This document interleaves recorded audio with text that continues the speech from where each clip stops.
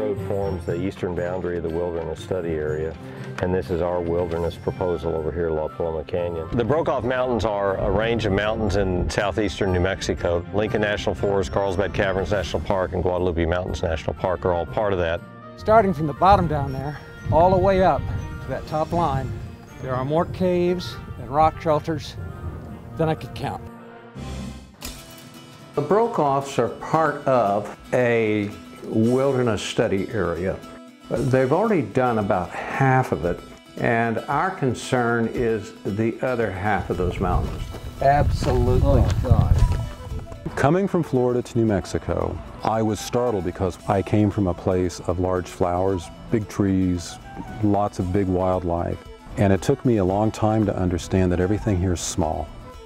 The smallest bug, the smallest flower, snakes, you really have to develop an eye to see this.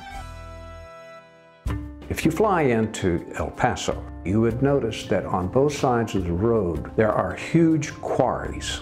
And what were, when I was a child, were great mountains are now molehills.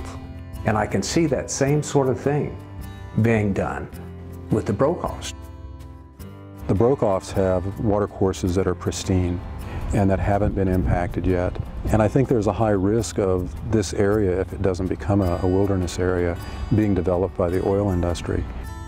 There's so many misconceptions about the Wilderness Act. I've usually got a copy of it in my car so that if I'm out in the field and run into somebody and they say something, I'll pull it out and say, well, actually, this is what it says. It does not involve confiscation of land. It does not involve removal of cattle. It doesn't take anything away from anybody. Anything that you can do in the Brokeoffs right now, you'll still be able to do when it's wilderness. It's a turkey vulture, Dan. If you are a hiker with an extreme sense of adventure, the Brokeoffs are the place to be. It's breathtaking, truly breathtaking.